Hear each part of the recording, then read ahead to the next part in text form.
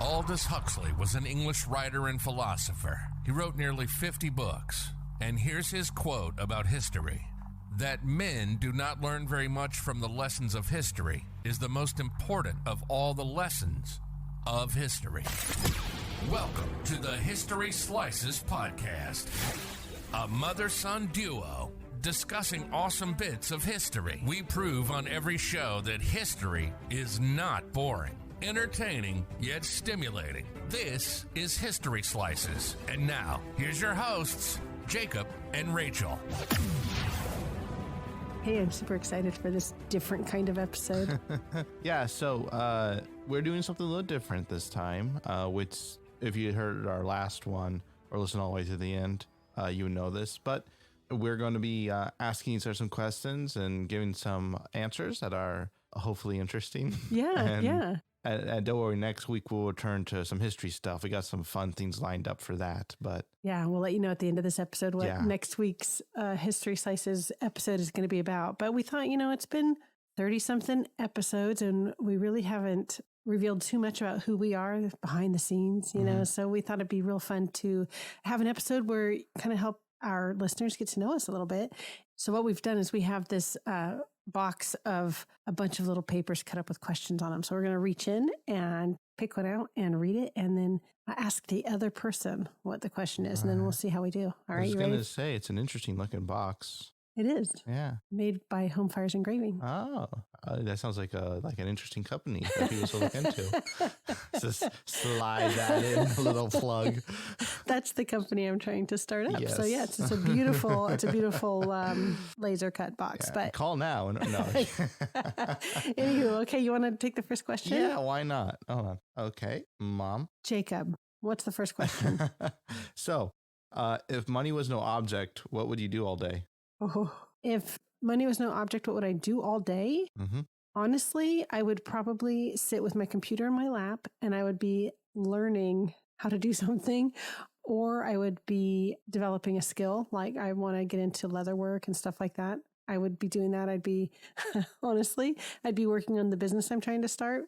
So, because that's super fun. So those are the things I would do if money was no object and I didn't have to worry about anything else. You're a better person than I am, because I would probably just be lazy most of the time. And I mean, if you would get tired of that, though. Yes, I would. It's really unsatisfying. But if money was no object, I'm taking that as meaning we have tons of money. Like money coming out of our ears. Yeah. In that case, I'd probably just be donating to a lot of like causes that I'm passing about or think are good. That's true. The question was, though, what would you do like with your time? Or that's how I interpreted the question. Yeah. What would you do with your time? Yeah. Not with your money, but so I would address that a little differently too if I was thinking about. Sure, I guess so. Yeah. But I was trying to think like, what else would I do? I don't know. I guess I'd pick up a hobby or something. Yeah. Write a book, maybe something like that. Yeah, because you'd have time not to have to worry about, working or anything. So you could have somebody else cook your meals. Yeah, easy street. Okay, I'm going to grab one for you. Yeah, go for it. This one's an interesting one. What would you change about yourself if you could? Oh, wow. Be a little taller, maybe. No, I'm kidding. I don't know. I think maybe it'd just be, I don't know. See, the thing with that is that there's a lot of flaws that immediately flood into my mind, but then I'm wondering, well, how much of those flaws informs my personality and my character, And if I were to change, I'd like to be, a little less distracted by stuff. It's like, well, yeah, that's great. But then like how much of like what makes me would change in that, Gotcha. So your flaws, you acknowledge your flaws exist. Yes. However, you're not willing to part with them. Well, I mean, maybe just having like a little bit of a better work ethic. I think that there's no harm in that, I think. I guess that's true too. And that's something that you could actually form into, you could actually make that happen. It's not like I would change my eye color or something like that. That's true. Yeah. Cool. Good answer. I like to be a woman. No. Let's not go there. All right. Go ahead. What really makes you angry? Such a loaded question. It is, yeah. Because, okay, I got my answer though. Okay, what really makes me angry, what really makes me see red is when people are taking advantage of somebody else or when they are teasing somebody else, like if somebody's belittling somebody or just putting them down or just basically being really mean and nasty. I hate that. Can't stand it. That makes me really angry. I hate injustice. So like when I see things that don't feel fair, well, like, I can roll with some of it, and fair could be something that we define differently, I guess, but really it has more to do. I get more angry when it feels like people are just being jerks. I hate that. Yeah. No, I think I would agree with that. Yeah. I mean, I'm thinking if there's like I have any hot takes there, but all the ones I can think of, I don't really want to talk about. Yeah. So I think, I shove all my anger down. So I don't know. It's just Bill Burr, the comedian, he has had been his joke where he basically has like the self of anger that's in every man's chest. Oh. He's just like put all those unwanted emotions and memories there and stack them on the shelf. Yeah, it leads to early heart problems. And then, It's true though. We get all these feelings and emotions, and we have to determine when to act on them and when to just sort through it on our own or whatever. So just part of being in the world. Yeah. But no, I'm right with you. Injustice sucks. Like corruption sucks. Like people who take advantage of other people suck. And so much of that is that people have such a high opinion of themselves, or they're so self-centered that they can't be empathetic at all about other people. It just comes from people just being selfish and wanting to be first and whatever. Well, like I was watching this YouTube channel that I don't really follow that much, but basically this guy, he's like a computer whiz, knows what's going on. He catches scammers, like online scammers, as like I guess a hobby. I don't know, but what happened was he had somehow through some back door managed to hijack the CCTV cameras of this place in India that was just basically running a scamming business where they would send like warnings like, hey, your computer's got a virus, call this number. And of course it's just like a loud warning thing. It doesn't really. And then they would just scam people. And he recorded like hours of footage of them doing this and then just turned it over to like the police. That's pretty heroic. It is. Yeah. But I mean, just listening to that, watching that video made me so angry. Because it's a lot of people who don't really know much about computers who are like, I was just trying. It actually happened to me once, something's wrong with your computer or whatever, call this number to speak to Microsoft or whatever. And I actually called and was, thinking, because there was something wrong with my computer, something was happening to it. And then just like at the last minute, I was like, okay, well, hold on. Let me, I just want to make sure you are who you say you are. So if you could give me your number and I'll call you back, or I can't remember exactly what I did, but, or maybe I just said I would call you back. I think they claimed to be Microsoft or something. Yeah. But so the guy got like super furious with me, and I ended up hanging up because it was just a scam. Yeah. And I thought, I just got so mad at that. But anyway, taking advantage of people really pisses me off. No, I'm right with you there. All right. My turn to get a question for you. Go for it. So I honestly don't know how interesting this is going to be for our listeners. However, hopefully it'll be pretty interesting. I think it's kind of fun. Yeah, this is fun. Okay. Now I know this one is a good question, but this is one of those, what is your favorite things? And you and I talked before about trying to determine what your favorite is. So ask it anyways. What is your favorite childhood memory? So I'm going to kind of alter that and just say, what's the first favorite childhood memory that pops up? Yeah, because it's hard, because there's a lot of moments in childhood that you don't really quite remember accurately. I want you to sit here and sift through all of your childhood memories. There's a lot of bad memories. Pick out your favorite one. Yeah. It's like, there's that time I almost drowned in a swimming pool. That can't be your favorite. This is your favorite. No, I know. I'm just thinking out loud. I don't know. Like I'm like going through my memories, trying to find ones that are positive, or at least like, because there's a lot that's just kind of neutral. Like, oh, that's a funny thing that happened, but I don't know if I call it my favorite. Yeah. Or one of the top 5 or something. Yeah. Like I remember when I was really young, I don't remember how old I was or even necessarily where this was, but I was really young. We were having like a party in the backyard. And it was at like an older house we used to live at. And I had this massive sandwich that was way too big for me because I was like a little tot. So I just tried to, I'm acting this out like the audience can see it. They can't see this. But I was basically, I couldn't like fit my mouth around it. And so I'm just standing there with like this massive like I can't remember if it was a sandwich or a burger or what it was, but Dad saw me and he just started laughing so hard. He's like, oh my goodness. You remember, you have like a little glimpse of that memory in your head. Yeah. Oh, that's cool. So that's a nice one. That's kind of funny. Yeah, I like that. It's kind of a favorite. Yeah. Nice. It was probably a burger if I had to guess. Knowing you today. Yeah. Cool. All right. This is an interesting one, especially given kind of the circumstances of everything. What is your favorite thing about your career? Oh, that is interesting. Mm-hmm. Okay, so just to fill the audience in very briefly, I don't even know how to do that briefly.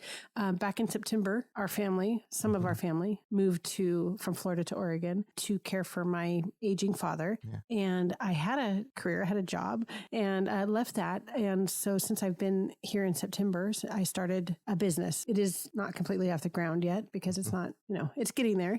But what I love about it is I really love being able to call the shots. I found out I'm a kind of a hard boss, meaning I still get kind of stressed out about having things done and things moving forward. But I really love being in control of my schedule, to an extent, and just being able to kind of be in charge of what's going on. I like that a lot. That sounds great. Yeah.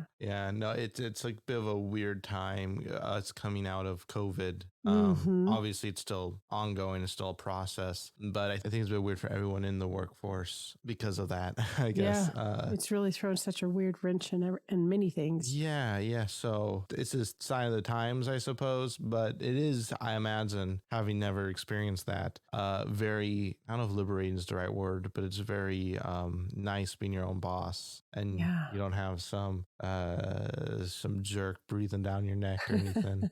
I've had pretty good bosses in the past. Actually, I've had some really nice jobs in the past. Still, there's something to be said for being the one who makes the decisions. And so that's kind of nice. I really do like that a lot. Yeah. Okay, Jacob. Ooh, this is a good one for you. It's another favorite one, though. This is a hard one. That's totally fine. All right, what's your favorite movie? Oh, wow. Well, see, for me, I have two categories for favorite movies, right? Because I've thought about this. Star Wars and non-Star Wars, right? Because I love all the Star Wars films. Yes, even that one. And because I'm just biased as like the first franchise, I guess you can say, that as a kid I kind of got absorbed into, and since then I've just been like totally, if it's Star Wars on the title, I'm probably going to love it at best, be neutral towards it at worst, I don't dislike any of that stuff. So there's that, right? Just Star Wars stuff. I love Star Wars movies, books, comics, whatever. But moving beyond that into non-Star Wars, there's a lot of great films that I really like. And they're all very varied. Like I love Bridge on the River Kwai, I think. And maybe that was just because of where my head was when I watched it. I've only seen it once, so I kind of scared to go back and watch it. But that one was just like, I was on the edge of my seat, and it's not a tense movie. It's really not. It's from the 50s. It's not tense at all. But it's I don't know. I love the moral ambiguity in that film where I was kind of rooting for both sides. I didn't know if that was okay. What did that say about me? That's so interesting. That's unfortunately familiar with the title, but I've never seen it. So it's really good. I also love Clue, the movie Clue, because that's just funny. I can't watch that one too soon after the last time I saw it. I'd have to wait a year or two, so I forget some of the jokes, so it's a little fresh. But I love that one. That one's great. I love some obscure kind of esoteric one, which means obscure ones, like ones I don't think you'd like Repo the Genetic Opera. That one is really crazy. Repo the Genetic Opera? Yeah, that one's really crazy. It's like this kind of musical goth thing. It's really fun. But it's really out there and weird. Doesn't sound like something I'd want to spend my time watching. No, it's not that long, but no. So it's all just kind of like depends on my mood, I guess. Yeah. But short answer, Star Wars. Long answer, it depends. There's a lot of awesome stuff out there. And you have a wide, like you mentioned, you have a wide range of things that you like, and you really do like movies. So that's cool. That was a good one for you. Oh, this is interesting. What is your biggest fear? So funny when we were cutting this up, and I was cutting these questions up and sticking them in there, and I was like, I don't get that one. My biggest fear, I have to say that my biggest fear as a mother has always been the safety of my children.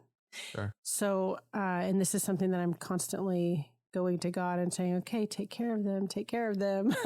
Just the other night, for example. So most of my kids, for the audience, live 3,000 miles away from me. So there's one in New York. There's one in Florida. The two of them in Florida. Oh, they're both in Florida?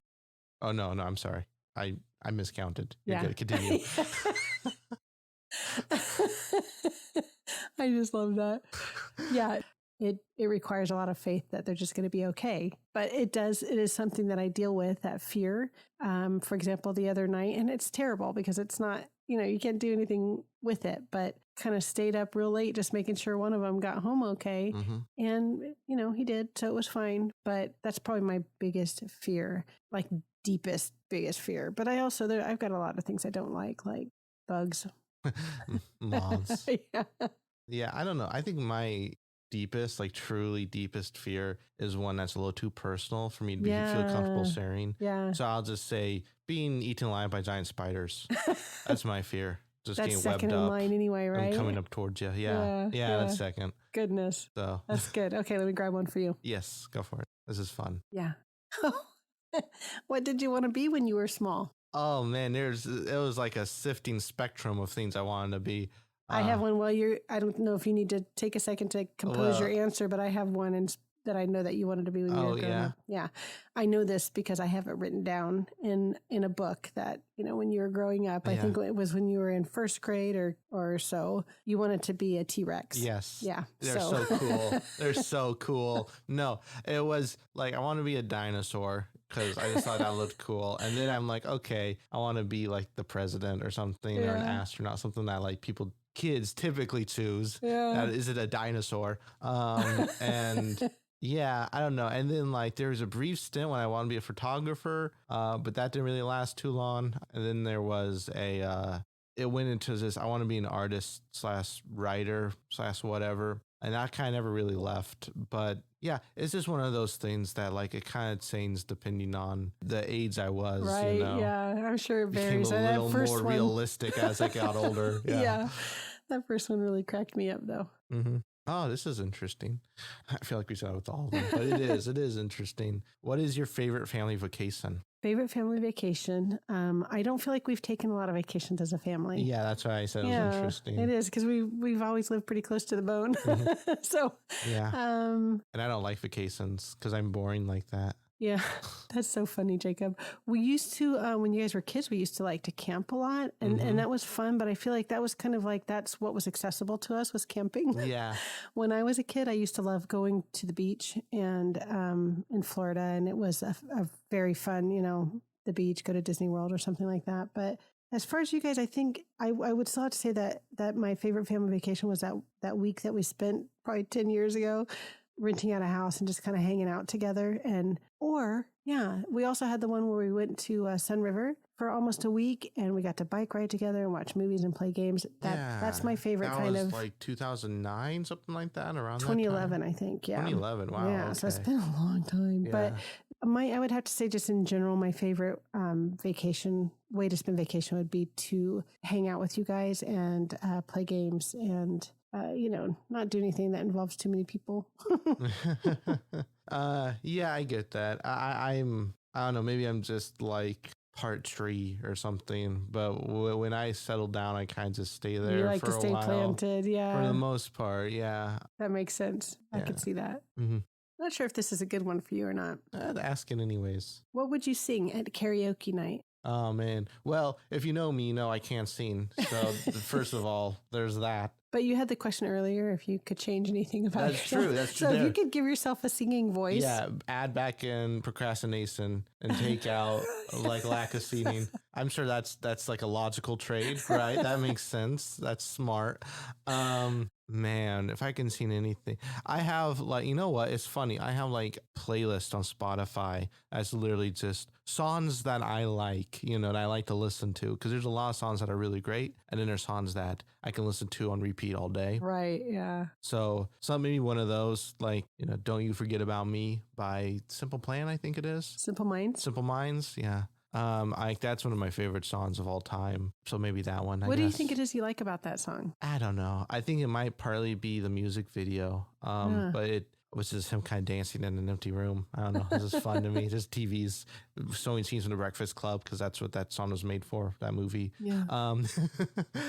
That's a good movie too. It is. It's pretty good. It's kind of aged a little, but it's good. It's fine. It's like wine, you know. Mm-hmm. I don't know why I said wine like that. Wine. But I don't know. I think it's just kind of like I just like the lyrics. I like the sound of it. Yeah. You know? Yeah. Cool. Okay. Good choice. Thank you. Oh, this is interesting. Oh, every time. Surprise. We just turned an interesting one. We just turned to a bunch of Skeksis. Yeah. What is your favorite book to read? I know you haven't done much reading recently. I know. That's exactly what I was thinking. It's like I used to love to read, and reading is the one thing that I think I can't quiet my mind enough to read these days. Everything is so crazy and busy that it's hard for me to quiet down and just read a book. Sure. But I will tell you a couple of my really favorite ones from a long time ago. Sure. One of them is The Secret Garden. Okay, that's a classic. It is such a good story. And one was this isn't really one that I would like read over and over again because it made me cry. It was probably the first book that made me cry. And it was No Promises in the Wind by Irene Hunt. And it's about a couple of brothers during the Great Depression. And it's an excellent story. Excellent story. But yeah, I'd have to say, I guess those are the two. Nice. For me, I read a lot of books. But like, can I guess what yours gonna say? Well, is your favorite? I'm trying to think about that. I don't know if I have a favorite book. Like, there are books I really like, but it doesn't necessarily translate to books I like to read, you know? Yeah. Like, Finnegan's Wake is super interesting, but it is impossible to read, for example. So, I don't know. I'm glad you got that question, not me. Yeah, none of those favorite ones. They're hard. Yeah. Where do you see yourself in 5 years? Oh, prison, definitely. No, I'm kidding. It's a joke. Relax, calm down. So long as you have some soup to break out with, you'll be fine. Oh yeah, Sir Tori. Nice little callback there. Yeah, I don't know. I should have an answer for that, but usually I don't think that far ahead. Usually I'm more, which I know sounds pretty bad, but I'm more like, okay, what needs to get done now? What needs to, like take a second. I don't know. It's hard to say because it's like, know what's going to happen. Probably would be in Florida somewhere. Maybe with Ben, maybe not. I don't know if that makes sense to the audience. Yeah. But yeah. Yeah, cool. Employed? Ideally, yes. If I'm not employed by then, something terrible has gone on. Right. Oh, okay. Who is the most intelligent person you know? Oh. It's okay. It's all right. You can be honest. I was this is one I almost took out of the batch because I was like, oh, I saw that one. I'm like, I can't pick any of my kids because they'll be mad at each other. I don't personally know Einstein. So yeah, smartest person I know. Actually, I think that I might say my dad. He has a way of solving problems in a very practical way. Like he has a very logical way and kind of also creative problem solving. So because he is such a good problem solver, I'm going to say he's probably one of the smartest people I know. Yeah. And he also knows when to bring in help, I think. Although sometimes he does push that ticket too far. But sure. But yeah, that's what I'm going to stick with. That's a good answer. I'm going to say probably Ben, my brother, Ben. Just because it's hard to qualify that, quantify, however you want to say, whatever that word is. Because intelligence looks different. Yeah. But I know that I think I'm pretty smart, right? And I'll say something and he'll be like, well, what about this? I'm like, oh.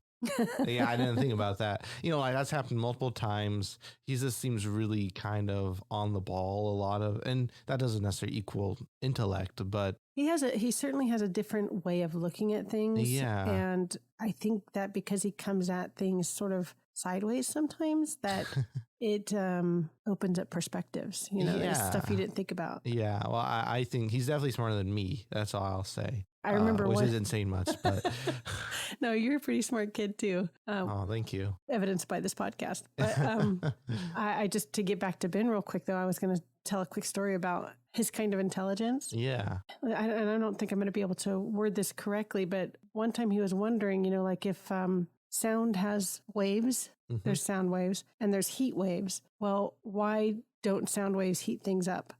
So, so we were researching that and found out that they can heat things up.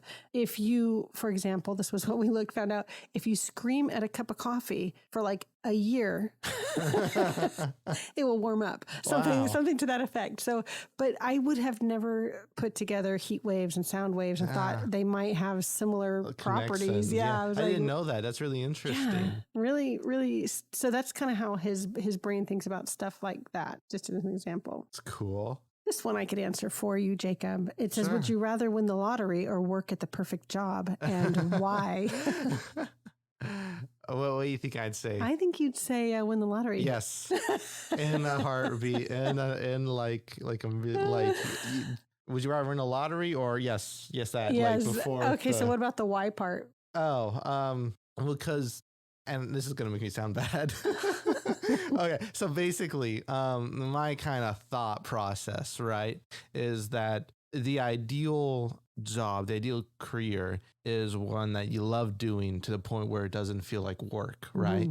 But you're never going to really find that. Like the chances of that, the people who end up in those type of jobs are so slim compared to the vast majority of people in the workforce. And that's fine. You know? They still come with stress. And they still come with stress, which is like, for example, I really like what I'm doing now. Still feel stressed. Yeah. But that's always going to be a negative to me. Yeah. People say, well, there's positive stress and negative stress. I'm like, no, there is stress. Positive stress is just concern for stuff. Yeah. It's not stress. But if you had lottery winnings, you could pursue any hobby that you want without feeling the stress part of it. Yeah. And so the main reason to get a job, besides just, being a productive member of society and not like a giant like insect, is the, Franz Kafka's Metamorphosis and all that, is to, no, get that reference, it's fine.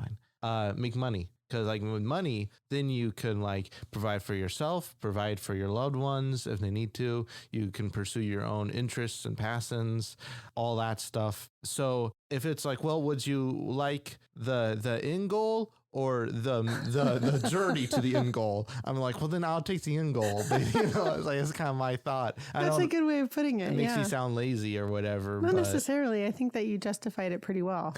I think it makes a lot of sense. I'm good at justifying things.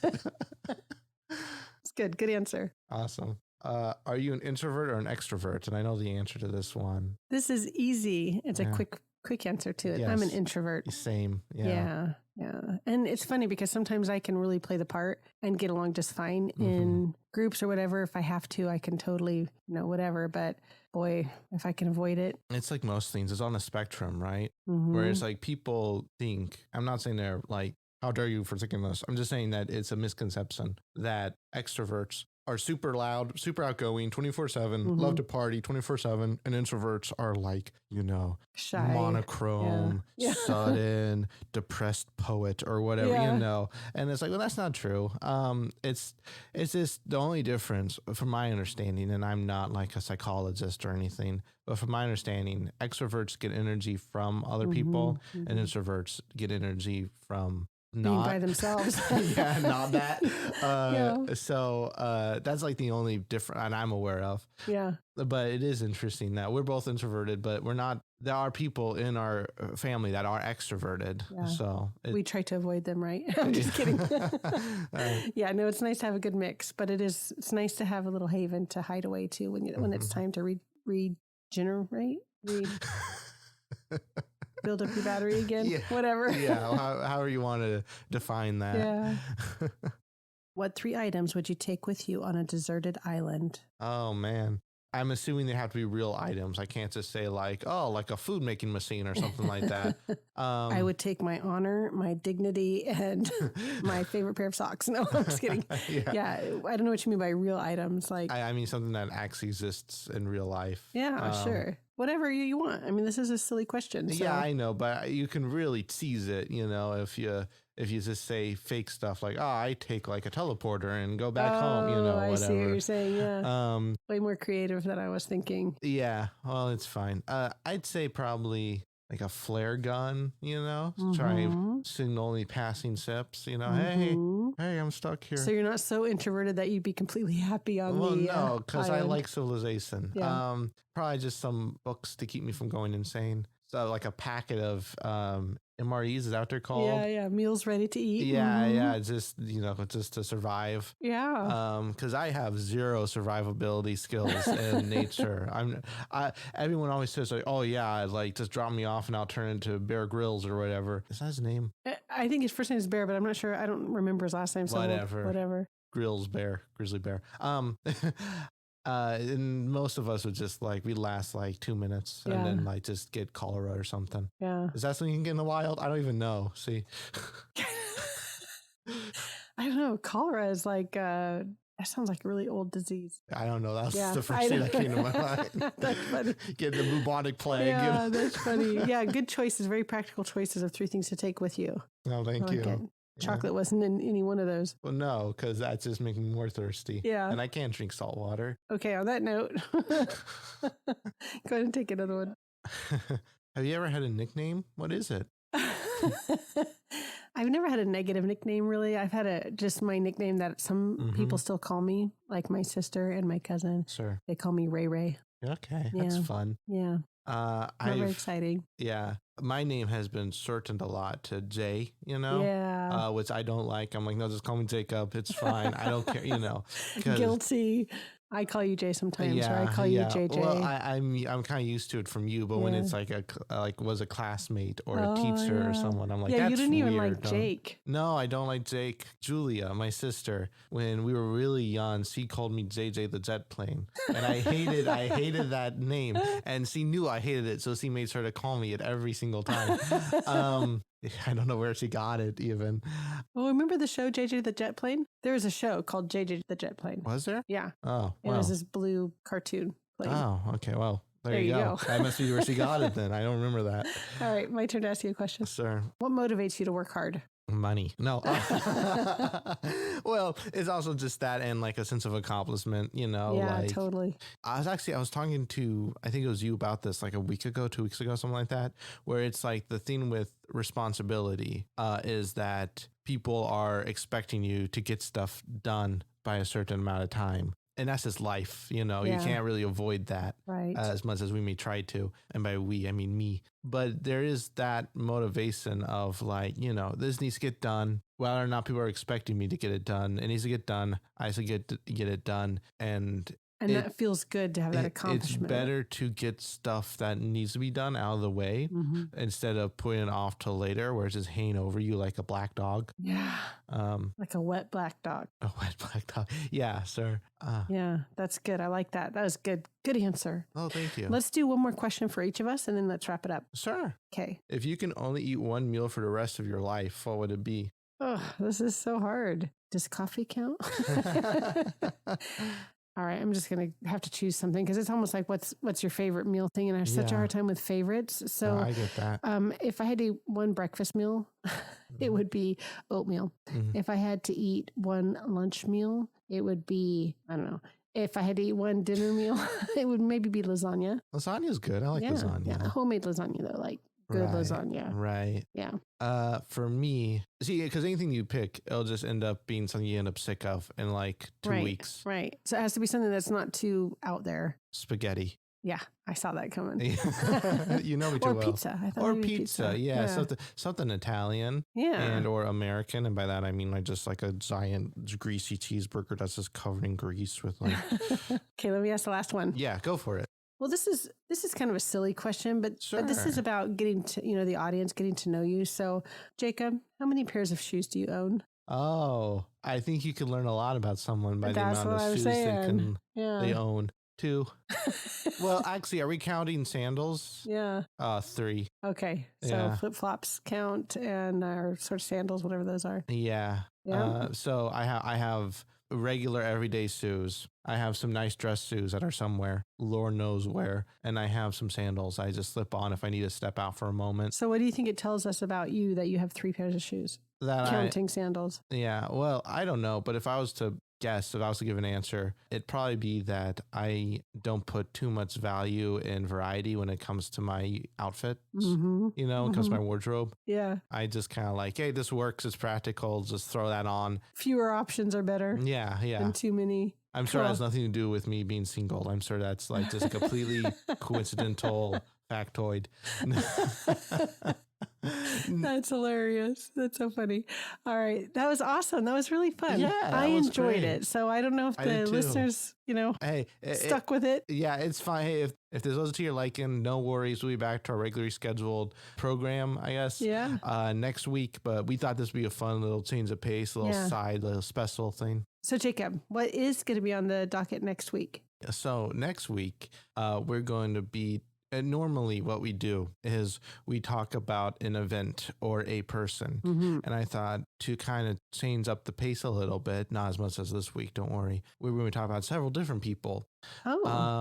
Yeah, I've been on a military history kick recently, which is kind of an odd thing to say, but maybe not. Kind of go with it and then share with us some of the stuff you're learning about. Yeah, I thought, hey, I just want to show you some like really kind of famous, or at least in their own countries, famous war heroes and general badasses, if you pardon the term. And yeah, just kind of see what you think about that. That sounds awesome. I'm looking forward to that. And it's interesting that you said in their own country. Yeah. Well, just because not all of them are American. And that's the part I thought was interesting because I was expecting, American military history, but you're talking about just in general. Global. Cool. Yeah. Looking forward to that a lot. Jacob, thanks for hanging out with me today. Listeners, thanks for being there. If you made it all the way to the end, hopefully you know a little bit more about us now. Until next time. Bye. Confucius once said, "Study the past if you would define the future." You've been listening to the History Slices podcast with Jacob and Rachel. We hope you've gotten some useful information from the show. We hope we made you think, and we hope you were entertained. We know we had fun, and we'll be back soon. But in the meantime, hook up with us on Facebook at History Slices and on Instagram at History Slices Podcast. Make sure to like, rate, and review the show. And tell a friend about the show. That'll help us out too. One more quote before we go from Michael Crichton. If you don't know history, then you don't know anything. You are a leaf that doesn't know it's part of a tree. Till next time, this is History Slices, signing off.